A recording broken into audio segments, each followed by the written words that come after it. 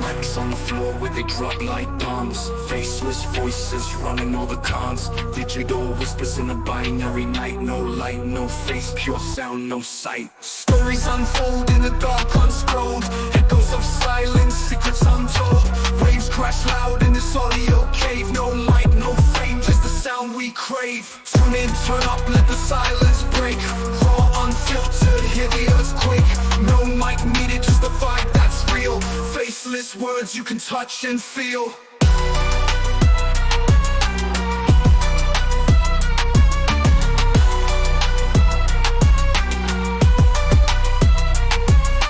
Hidden in shadows, voices untamed. No need for spotlight, no claim to fame. Just the beat of life in a stream of thought. Every word a punchline, no need to be taught. Just listen close, no visuals needed.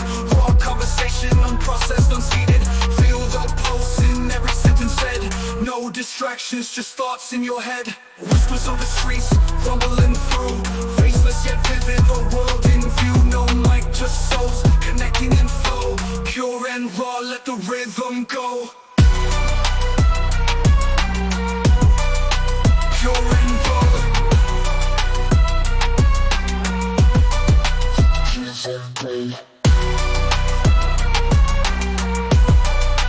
Pure and raw.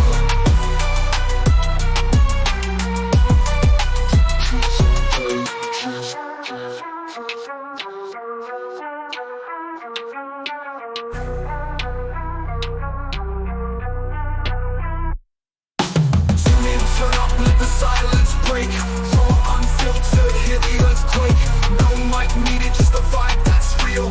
Faceless words you can touch and feel. Tune in, turn up, let the silence break. Raw, unfiltered, hear the earthquake. No mic needed, just the vibe that's real. Faceless words you can touch and feel. Pure and raw.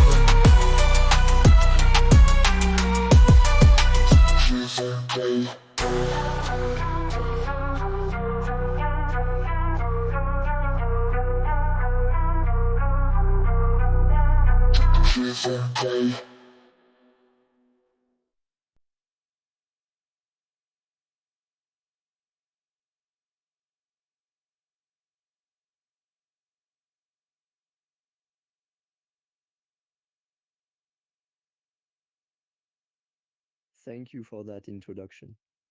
I couldn't agree more that interdisciplinary exploration is key to truly understanding the complexities of our world. Knowledge, like all of reality, is fluid and interconnected, and the boundaries between different disciplines are more permeable than we often think. The beauty of this approach is that it allows us to see patterns, relationships, and possibilities that might be missed if we stay stuck in one intellectual silo.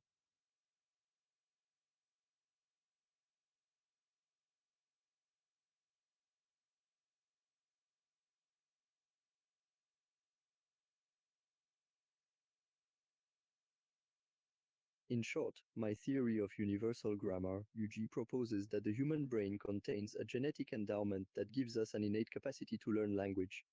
This endowment is a set of principles and parameters that define the possible space of human languages, and it's built into our genetic code, just like the capacity to learn to walk or see colors. When it comes to how UG relates to the evolutionary origins of language, the implication is that language is not a learned behavior, but rather an evolved adaptation. This means that language is part of our species' biological makeup and has been shaped by evolution, just like our physical traits.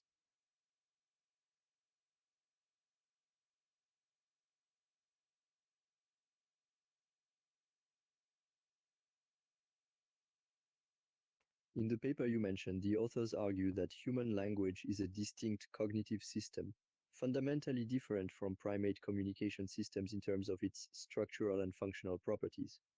One main difference highlighted in the study is the fact that human languages exhibit a hierarchical structure that is not found in primate communicative systems. This hierarchical structure is what allows human languages to generate an infinite number of sentences from a finite set of elements. This supports the idea of universal grammar, as it proposes that the human brain contains an innate grammar module that is responsible for this hierarchical structure and is not present in non-human primate brains.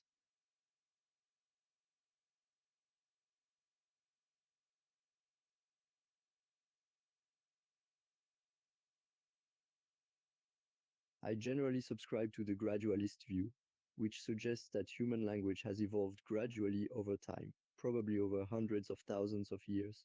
I believe that there were a series of small incremental innovations that gradually built up over time to produce the complex system of language that we see today. I also think there were occasional bursts of innovation, particularly when it comes to the development of human-like language. This could have been due to various factors such as changes in the brain's neurobiology, or the need for more sophisticated forms of communication for cooperation and social interaction.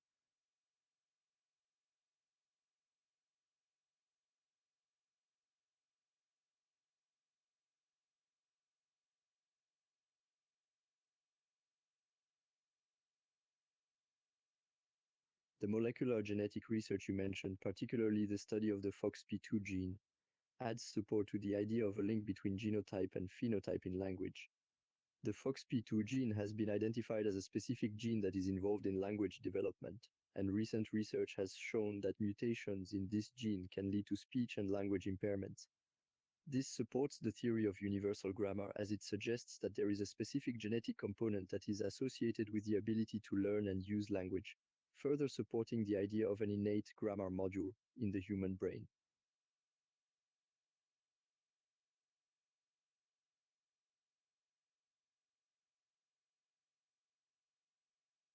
I view cultural and social factors as important in shaping the development and use of language.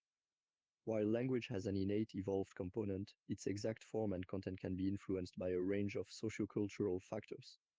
This is evidenced by the fact that different societies have developed different languages, with different vocabularies, grammars, and conventions. However, these sociocultural factors do not override the underlying biological constraints that are inherent in human language. For example, there are certain linguistic universals that are present in all human languages, demonstrating that there are indeed innate constraints on language.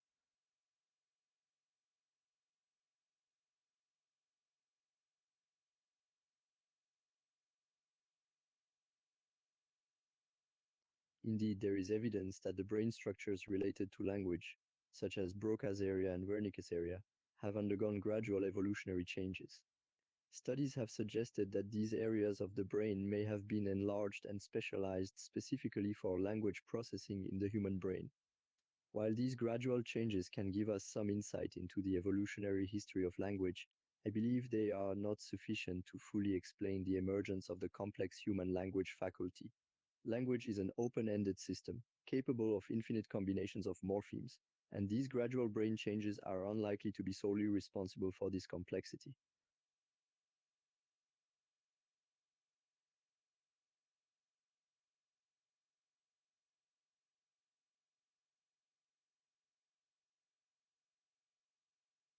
I understand the appeal of the argument that language is a byproduct of other cognitive abilities. There is certainly some overlap in the brain areas and cognitive processes involved in language and other complex functions. For example, speech production and articulation share brain areas with motor planning functions in the premotor cortex. Similarly, language understanding taps into brain areas associated with sensory motor functions and episodic memory. However, I think this view underestimates the uniqueness of language as a complex faculty. It's not just about tool use or social intelligence, it's about a specific symbolic system that can be used to represent and communicate about the world in an abstract.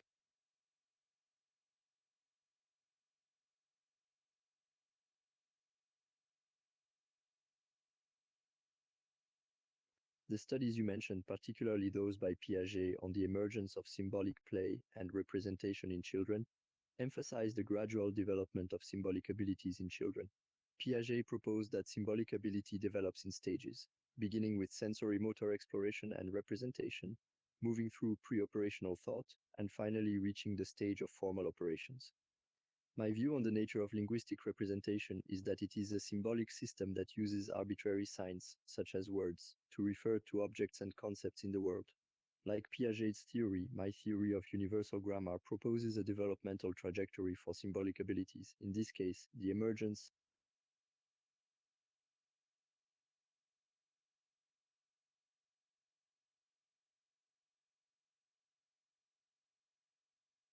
I believe that the study of animal communication can provide valuable insights into the evolutionary origins of human language. Comparing human language to animal communication can help us to identify similarities and differences that can give us clues about how language evolved. For example, some species of birds and mammals have been shown to have complex vocal communication systems that bear some resemblance to human language. However, I also believe that there are significant differences between human language and animal communication that make direct comparisons difficult.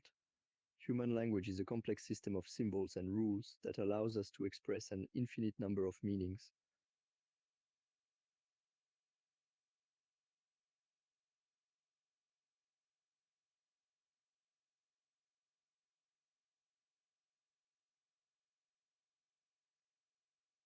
I think these findings strongly support my view of language as a product of both innate, biological factors and environmental influences. The social and cultural transmission of language highlights the fact that language is not simply a set of rules that the child extracts from the environment.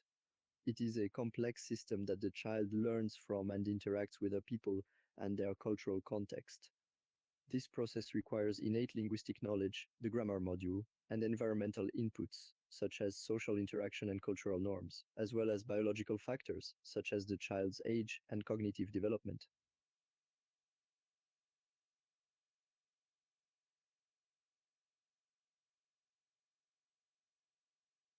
I think the rise of algorithmic curation and filter bubbles on social media platforms has indeed been exacerbating many of the issues I've identified in my analysis of propaganda. These algorithms are designed to prioritize content that appeals to our existing beliefs and preferences, which can lead to the formation of echo chambers, where our beliefs are constantly reinforced and unchallenged. This can be dangerous, as it can lead to the amplification of propaganda and the suppression of diverse perspectives. As a result, critical thinking is eroded, and people become more susceptible to groupthink and demagoguery.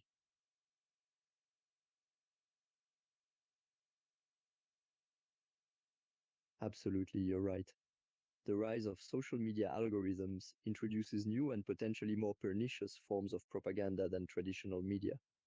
These algorithms are often opaque and driven by a combination of factors that can promote biases and distort information. They can create echo chambers that reinforce preconceived notions, and they can be exploited by those with malicious intent to spread misleading or false information.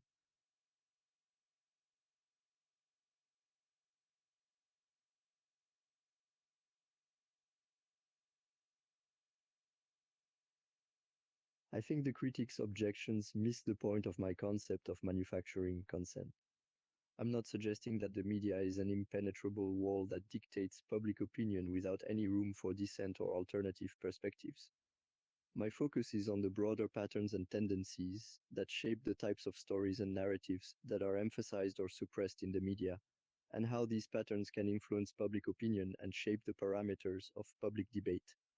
This does not mean that there is no room for dissenting voices, or that all journalists are complicit in the manufacturing of consent. Independent media outlets and investigative journalism have indeed played a vital role in challenging dominant narratives.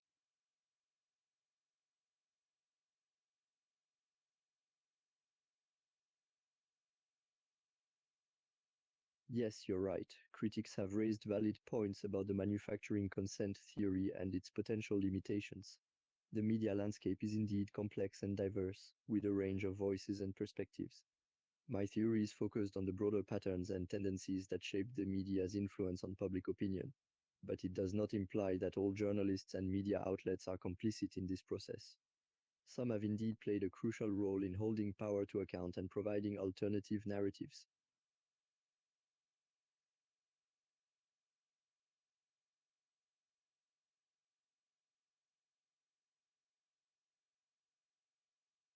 My view is that critical thinking and media literacy are crucial skills to develop in today's information-saturated environment, particularly in the face of massive amounts of misinformation and fake news.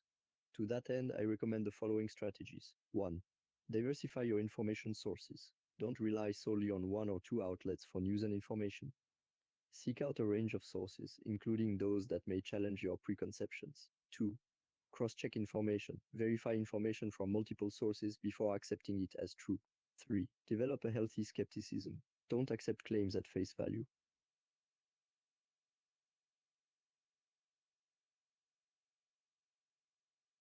Absolutely, I appreciate the specific request for practical strategies. Here are a few more. 4. Be skeptical of sensational headlines. Clickbait-style headlines are designed to draw attention, but may not always be accurate or representative of the full story. 5. Consider the timing of information. Timing can be a key factor in understanding the motivations and biases behind information dissemination. 6. Look for underlying assumptions. Examining the underlying assumptions in information can help identify potential biases or hidden agendas.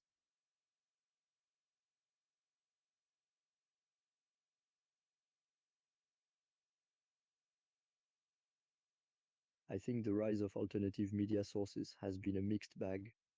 On one hand, these sources can provide valuable perspectives and information that are overlooked or suppressed by mainstream media.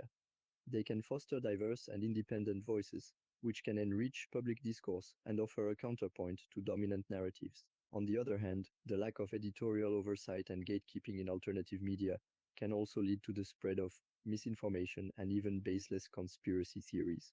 Additionally, the fragmentation of media and information sources can create echo chambers and filter bubbles that further polarize public opinion.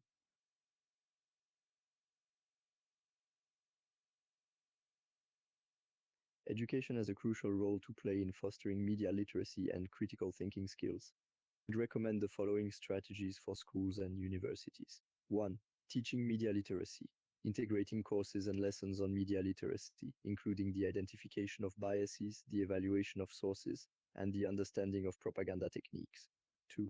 Media analysis assignments. Assigning students projects that require them to evaluate and analyze media content, encouraging them to develop critical thinking skills. 3. Media ethics discussions. Having discussions about media ethics, journalistic standards, and the responsibilities of media consumers.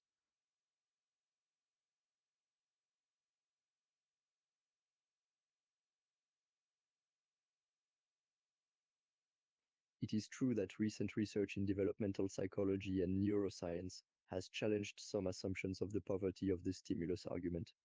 Findings suggesting that infants possess more sophisticated cognitive capacities and receive richer environmental input than I had initially proposed have contributed to a reassessment of this idea. It's important to acknowledge that our understanding of language acquisition is constantly evolving, and as new research emerges, theories like the poverty of the stimulus may need adjustment.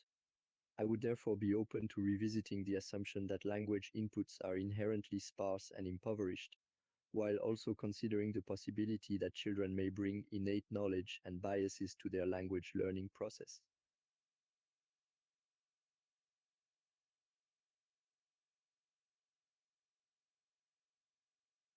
I acknowledge that my emphasis on discrete combinatorial rules may have led to a neglect of the importance of probabilistic and statistical patterns in language. It is true that recent research has revealed the significant role played by statistical learning in language processing. I would argue, however, that a debate between rule-based and probabilistic approaches to language is not an either-or proposition. Rules and statistics can coexist and complement each other in the process of language acquisition and use. The role of statistics may be to guide the learner to the correct application of rules rather than to replace them entirely.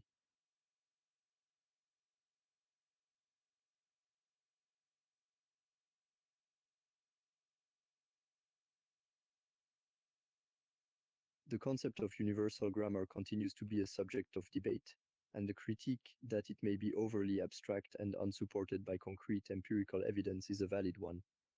In order to address this, further research needs to be conducted to provide a more robust empirical foundation for the theory. I would propose a few avenues for obtaining more concrete evidence. First, more in-depth analysis of the grammars of a wider variety of natural languages is needed to determine whether commonalities in structure and principles can be found. Second, more experimental work with children learning multiple languages could provide insight into the degree of universality in grammar across different.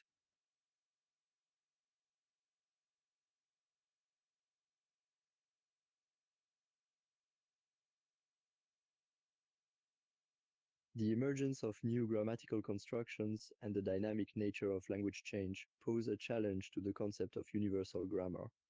While the theory asserts that there is a universal set of grammatical principles shared by all human languages, they must also account for the fact that languages constantly adapt, with new constructions and rules emerging as languages interact and evolve. One possible explanation is that the basic principles of universal grammar provide the foundation for language development and change, allowing for new constructions and rules to emerge over time while retaining a common structural core.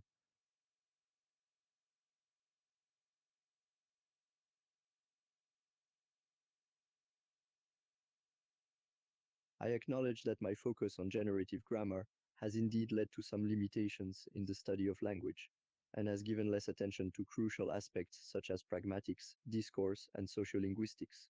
Broadening the scope of linguistic inquiry to include these areas is of utmost importance. Pragmatics, discourse, and sociolinguistics are critical in understanding the communicative function and usage of language. These fields provide valuable insights into the contextual, social, and cultural dimensions.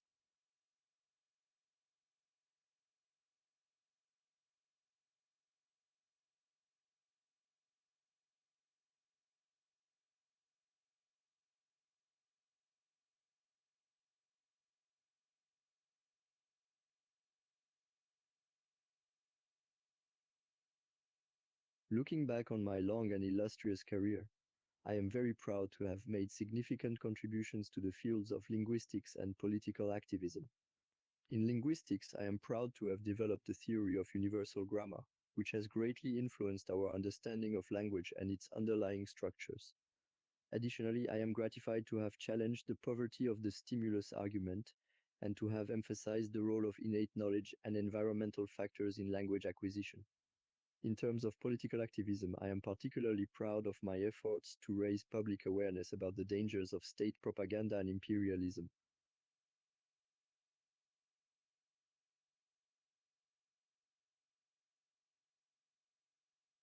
For young scholars and activists interested in challenging the status quo and pursuing critical inquiry, I would offer the following advice. 1. Never stop asking questions. Challenge assumptions, examine evidence, and think critically. Don't accept things at face value. 2.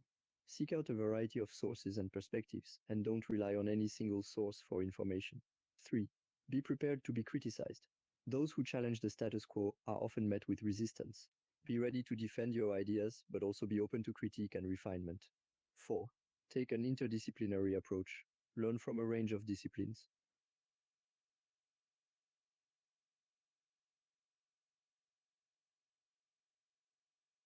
Regarding the future of human language and communication, I foresee many changes due to the rapid technological and social political advancements that are underway. One important area of change will be the development of artificial intelligence and machine translation systems, which will have profound implications for how languages are learned, translated, and communicated. Moreover, these technological changes are likely to have social and cultural consequences, potentially leading to new forms of linguistic diversity and the emergence of new varieties and dialects. Finally, the evolving social and political landscape might impact language use and choice, as well as the way languages are used in political discourse and social interactions.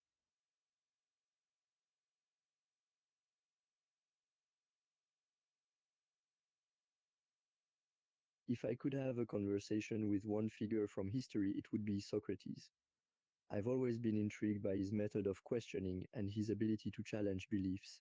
I believe that talking to him would be a fascinating experience, particularly about the nature of knowledge, morality, and the relationship between language and thought.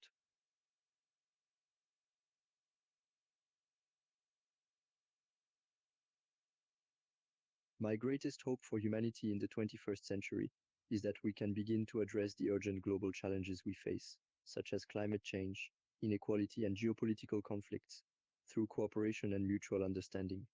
Moreover, I hope that we can find ways to coexist and thrive on our planet without causing irreversible damage to our environment. Additionally, I hope that we can use technology in ways that benefit all of humanity, rather than creating further divides and exacerbating inequalities.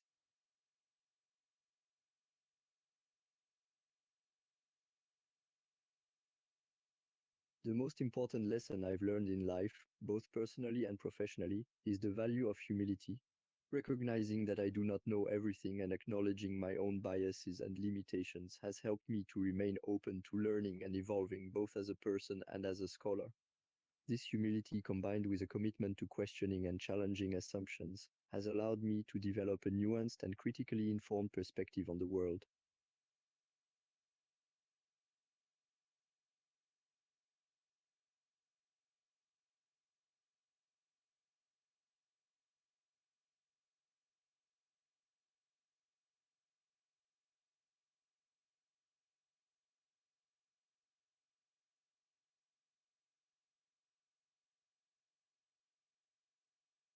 Sure, here are some questions for you. 1.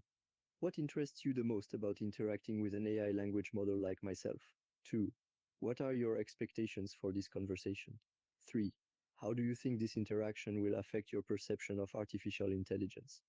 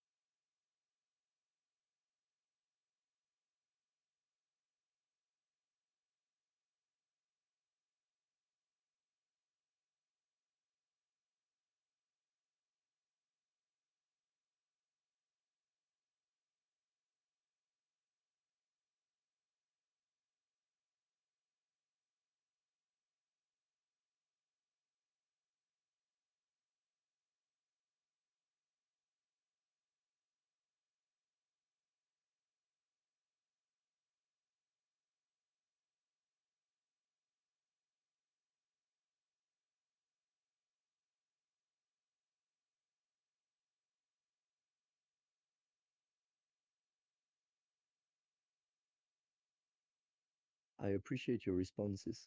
Would you like to continue our interaction, or are there any specific topics you would like to explore further?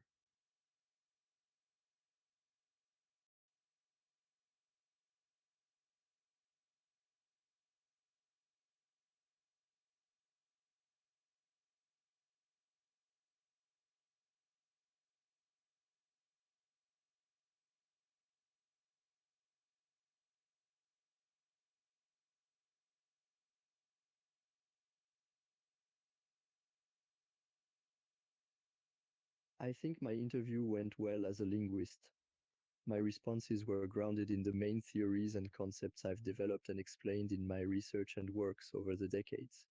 I was able to discuss universal grammar and other aspects of linguistics in a clear and concise manner. Of course, there's always room for improvement and further elaborations, but overall, I'm satisfied with the outcome.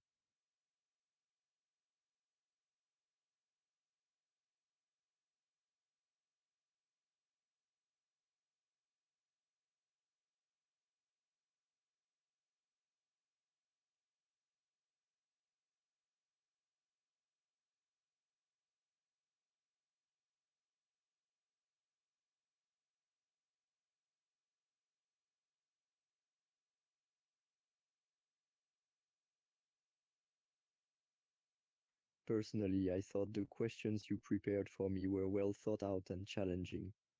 They delved into the main areas of focus in my work and invited me to reflect on the implications of my theories and the evolution of my ideas over time. If given the opportunity, I would be more than willing to be interviewed again by you.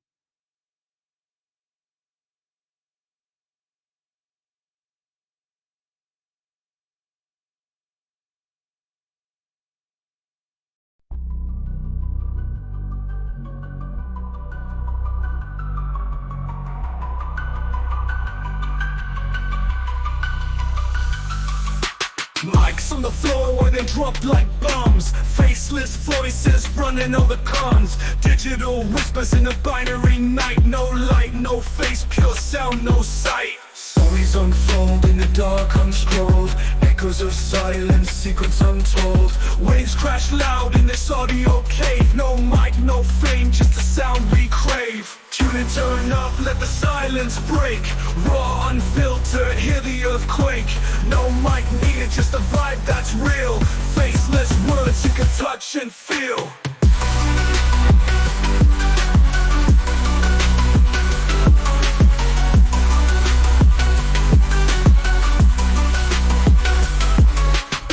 In shadows, voices untamed. No need for spotlight, no claim to fame. Just a beat of life in a stream of thought. Every word a punchline, no need to be taught. Just listen close, no visuals needed. Raw conversation, unprocessed, unseated. Feel the pulse in every sentence said. No distractions, just thoughts in your head. Whispers of the streets, rumbling through. Faceless yet vivid, a world in view. No mic, just